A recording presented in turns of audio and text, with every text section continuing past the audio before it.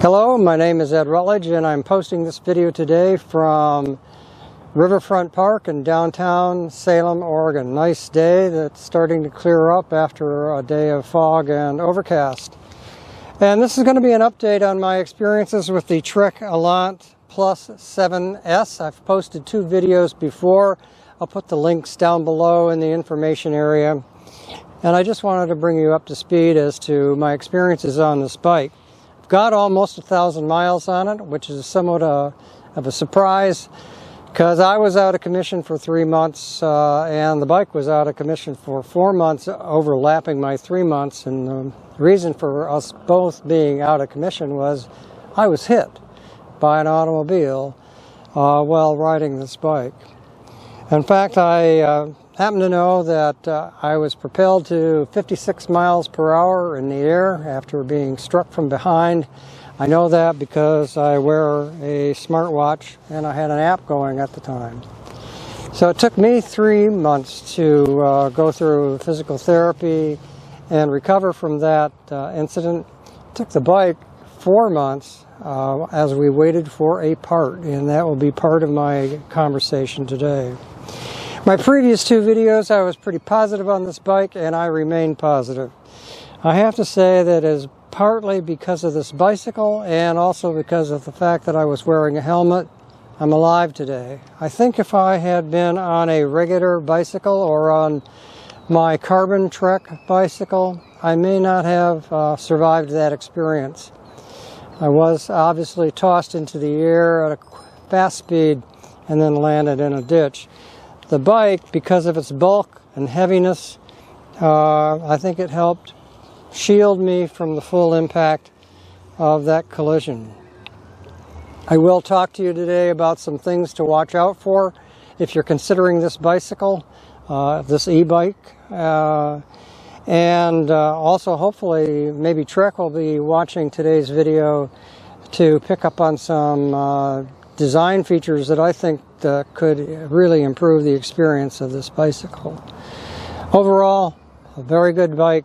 Overall, just an excellent e-bike. This is a quality bike, not something that's just put together and shoved through the internet and sent out to you in pieces for you to assemble. This is a serious piece of transportation. It is a well-built e-bike and serves me well.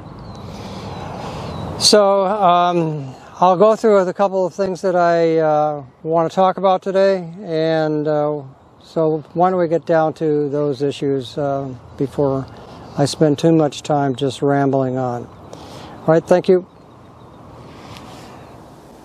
Okay, here's my number 1 suggestion for Trek in the future on this particular bike.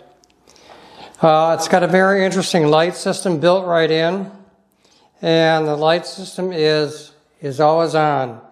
So as soon as you turn the controller on for the motor, the light system goes on. That's probably a very good idea. It stays on. There's no way to turn it off. It's very usable. It's easy to use. Because of the big battery in the bike itself, using the lights continuously is not a problem. But one issue, and that is the rear light. The rear light is bright enough, but it's a solid light. I really think, especially after the collision that I experienced in April of this year, this light needs to be a blinker. In fact, it needs to be kind of a non-patterned blinker. Because when you're riding, as you should be, over to the right, this light is going to be lower and to the right of the field of view of the average motorist. They're just not going to be looking for bicycles to begin with, and they certainly aren't going to be looking for a solid red light that's lower and to the right. This needs to be a blinker light, just as bright as it is now, but blinking. You need to grab the attention of these people that are driving cars and not really paying all that much attention to bicycle traffic that may be sharing the road with them. So my request of Trek is, in the future, turn this rear light into a constant and random pattern blinker.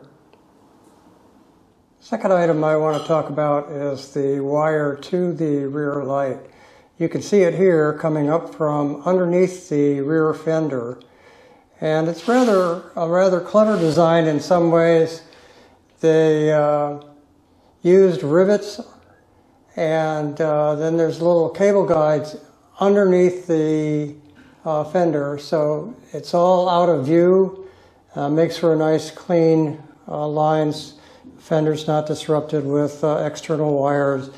And I suppose you could make the argument that the wires not being exposed on the outside of the fender, they're less apt to be snagged. But of course, at some point, it has to come up out of the fender and then go to the rear light. Here's the problem. The problem is that when this wire comes down out of the light and heads into the fender, if there's any slack in that wire, it has a tendency to sag into the fender and then rub against the spinning tire. The Trek needs to figure out a better design on this. In the meantime, the local Trek shop figured out that we pulled the wire as far as we could outside from the fender housing and then wrapped it with, actually it was used bar tape to kind of create a stop around the wire to keep it from sagging into the fender. So there's an issue that Trek could address in future designs, figure out a way to keep the wire from sagging into the tire, because then obviously the tire wears it down and potentially exposes the wires. We live in a condo building in downtown Salem, Oregon. It's very convenient, nice place, but it has some issues in terms of space.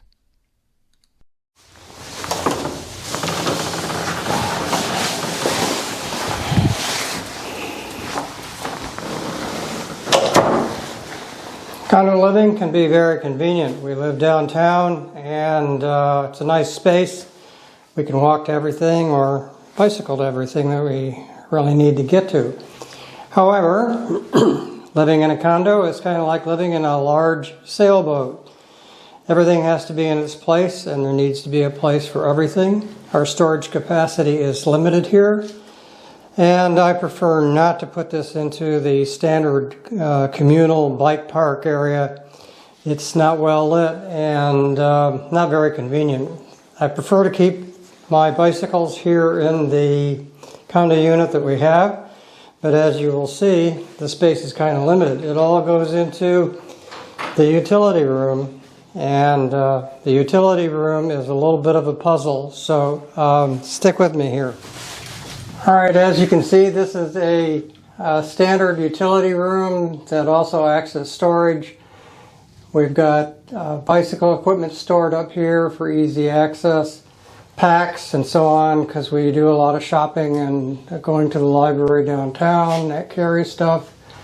Washer and dryer in here, along with extra towels, parts and so on for bicycles, electrical equipment, you name it, we got it. Cleaning supplies, and even an ironing board is stuck in here with bicycle equipment hanging on it. And of course, now finally my bicycle storage area, which is tight. Up above I have my carbon Trek and a lovely bike, but not an e-bike. And this is the space in which the e-bike has to go, and there is the power cord for it. Now I'm going to show you one of the issues that comes up in terms of a design feature on the e-bike that gets involved with storing a bike in a tight space. Ultimately, the e-bike will go into this space only in one configuration, that is being backed in. You will not go forward because then the back tire stops the door from being able to open. And even then it's a little bit of a puzzle, but after a while you kind of get used to it. And so there we are. We've got the bike in and into its spot.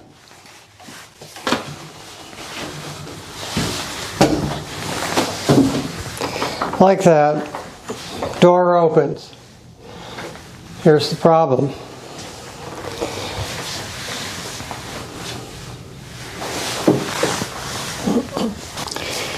The power cord for the e-bike goes in only on one side of the bike. In this model, it happens to be on the right side. This is the door for the power cord. Well, you can see when I have to back the bike into a tight space like this, there's no way to get around it, and there's not a very good way to see what you're doing. So you really have to kind of figure out where that power cord is supposed to go, all by feel, and of course after a while you get used to the idea that it goes in a certain way. Let's see if I can do it here one-handed, and there you go. It would be better if Trek could design this so that the power cord insert space is in the center somewhere, either on this post or perhaps on this platform that holds the motor housing. That would make this accessible probably in far more places and help us condo owners who have to park in a certain way. So that's another suggestion for Trek in terms of a design feature, and another design feature you may want to take into consideration when looking at the Allant e-bike. And finally, I'd like to address the one issue that Trek, I think, needs to address, and that is replacement parts availability. When I had a collision from behind, and I talked about this before in this video, the bike actually came out pretty well, but parts were broken. And the local Trek dealership, who is very good, by the way, it's Scott's here in Salem, they were able to replace some brake handles, and they actually repaired this left brake handle here. I think there were some other parts that they had to replace, but the part that stuck us up, that actually took longer to get approved by Trek than it did for me to recover from being hit from behind. I spent 3 months in physical therapy. This poor bike spent 4 months in the shop waiting for a spare part from Trek Corporation. The part that they waited and waited and waited for was the bracket that holds on the front lamp. And there's a little bit of a story to that, but let me show you what the part was with a close-up. Okay, this bracket right here that holds the lamp was broken. The lamp actually survived, but the bracket that attaches the lamp to the front fork was broken, and the official Allant bracket was not available. Why? Supply chain issues. We waited 4 months, and finally the shop decided that it could use a bracket from a mountain bike setup to attach the lamp to the fork. I think the issue that held them up was that the bike is still under warranty because it's new, and they had to get an approval from Trek Corporation to not disturb the warranty. Trek used to pride itself in making its bicycles in North America, and I think they've wandered a little bit from that ethic, probably like every bicycle manufacturer out there. Now apparently they're relying on long supply chains to get the parts from wherever to Trek Corp, and then from Trek Corp out to the dealers. At Trek, just support your dealers a little bit better. Support your customers. Why not start sourcing your parts in North America so that you can get them to your dealers and the dealers can take care of their customers? Just a thought.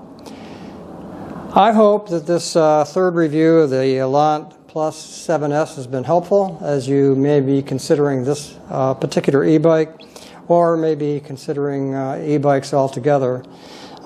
Tune in from time to time on my channel. I cover e-bikes nowadays, and I do a lot of drone videos. So If you care to keep up with kind of the dronosphere or the e-bikeosphere, hit the subscribe button, hit the bell, and stick with the channel. Thanks for viewing, and I hope this is helpful.